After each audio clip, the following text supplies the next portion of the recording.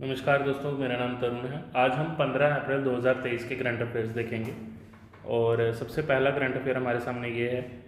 हालांकि जो अभी ही ओपेक कंट्रीज़ हैं उन्होंने डिसाइड किया है कि वो ऑयल के प्राइसेस जो हैं वो बढ़ाना चाहती है, ऑयल के प्राइसेस। और इन्होंने इसलिए क्या किया है कि अब वो जो प्रोडक्शन है ऑयल की वो कम करेंगे। सबसे पहले हम समझते हैं कि ओपेक जो है ये है क्या। ओपेक का गठन होता है 1960 में।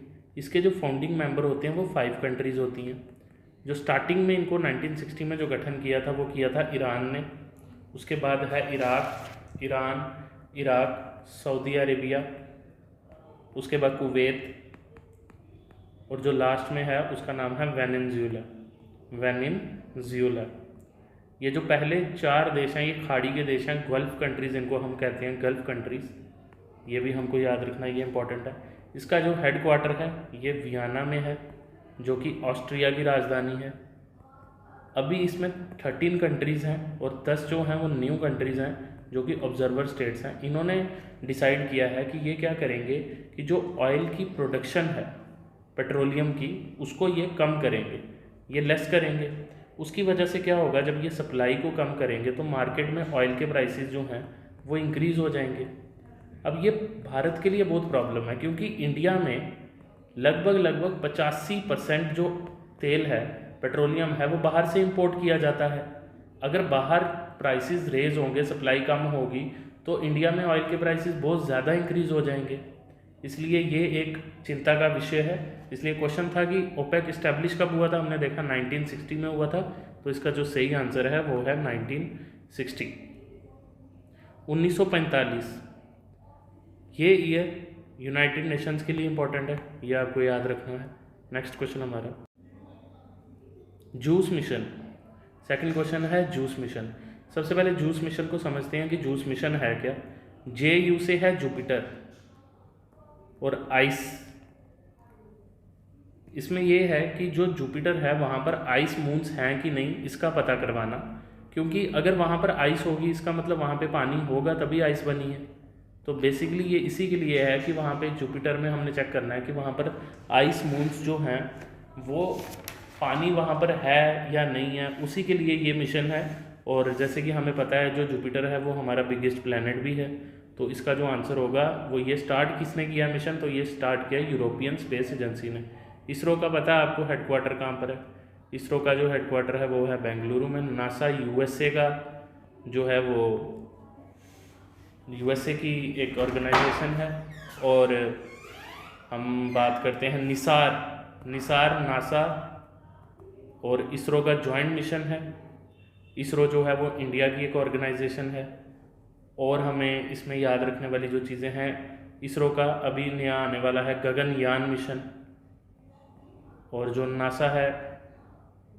नासा USA में एक और चीज़ याद रखना, स्पेस एक्स एक कंपनी है जो इलॉन मस्क की कंपनी है।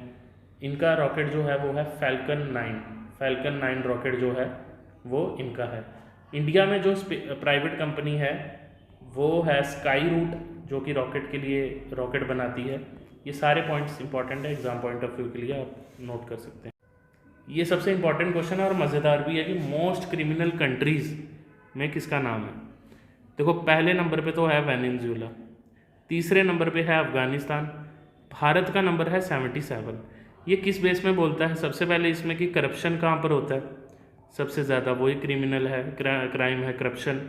मर्डर वहाँ कहाँ पर हो रहा है, और भी जो नेगेटिव चीज़ें हैं उनके लिए ये होता है। तो मोस्ट क्रिमिनल कंट्रीज़ में इंडिया 77 नंबर पे है, अफ़गानिस्तान तीसरे नंबर पे है, और वेनेजुएला जो है वो फर्स्ट नंबर पे जो है कंट्री, उसका नाम है वेनेजुएला। और हम इसमें क्या याद रख सकते हैं कि जो जापान है उसका नंबर कितना है, आप मेरे को कमेंट बॉक्स में बता सकते हैं लिखकर। जापान का 135, तो ये आपको याद रखना है, जापान का नंबर है 135। अफ़गानिस्तान के बारे में, इसकी बाउंड्री कहाँ कहाँ लगती है आपको ये भी याद रखना है। अमेरिका में आपको अमेरिका के बारे में, अमेरिका की जो कैपिटल्स हैं उनके बारे में, अमेरिका की कैपिटल वाशिंगटन DC है। ये पोटोमैक रिवर के ऊपर है वाशिंगटन DC, ये भी आपको याद रखना, पोटोमैक रिवर। तो ये हमारा क्वेश्चन था तीसरा। हम चौथे क्वेश्चन की तरफ जाएंगे। ग्लोबल बुद्धिस्ट मीटिंग 2023 ये फर्स्ट टाइम इंडिया में हो रही है, ये आपको याद रखना है, इंडिया में हो रही है। इसका मिशन है कि जो वॉर हो रहा है यूक्रेन और रशिया का, इसको समाप्त करना। उसके बाद जो क्लाइमेट चेंज हो रही है, इम्पैक्ट कर रही हैं, उसको ख़त्म करना। तो ये भी चीज़ें हैं, इनके लिए याद रखना। नेक्स्ट क्वेश्चन पे हम चलते हैं। हाँ, who has recently started the Balikatan joint military exercise in the Indo Pacific region. ये बहुत इंपॉर्टेंट क्वेश्चन है, ये समझते हैं। देखो सबसे पहले यहाँ पर आप समझो, जो यूएसए है ना, इसकी चाइना के साथ नहीं बनती है, आपको ये याद रखना है। और जो चाइना है इसकी फिलीपींस के साथ नहीं बनती, चाइना की फिलीपींस के साथ नहीं बनती, और वियतनाम के साथ भी नहीं बनती। अब हमने कहानी सुनी हुई है, दुश्मन का दुश्मन दोस्त। तो यूएसए का दुश्मन कौन है? चाइना। चाइना का दुश्मन फिलीपींस, फिलीपीन का और चाइना का दुश्मन वियतनाम। तो यूएसए फिलीपीन का साथ दे रहा है। यूएसए ने कहा है कि अगर चाइना ने फिलीपीन पे अटैक किया तो इसका मतलब होगा कि वो यूएसए पे अटैक है। और इंडो पैसिफिक रीजन में एक एक्सरसाइज शुरू की जा रही है जो बालिकातन है, जिसको बोलते हैं, जिसका सही में जो मतलब है, उसका मतलब है कंधे से कंधा मिलाकर जो है ये एक्सरसाइज है। और ये जो एक्सरसाइज है ये अमेरिका और फिलीपींस जो है वो कर रहे हैं। फिलीपींस की कैपिटल कौन सी है? मनीला। ये आपको याद रखना है, मनीला जो कैपिटल है फिलीपींस की है। उसके बाद फिलीपींस में आपको पता है एडीबी के हेडक्वार्टर भी यहाँ पर है, इंटरनेशनल राइस सेंटर यहाँ पर है। और रैमन मैग्सेसे जो अवार्ड है ये भी फिलीपींस में ही मिलता है, ये भी आपको याद रखना है। अभी ही भारत ने ब्रह्मोस मिसाइल जो है वो दी है, किसको दी है? फिलीपींस को दी है। और वो क्यों दी है? क्योंकि फिलीपींस किसका दुश्मन है? चाइना का। और चाइना इंडिया का भी तो दुश्मन है, तो दुश्मन का दुश्मन दोस्त। तो ये आपको समझ आ गया होगा।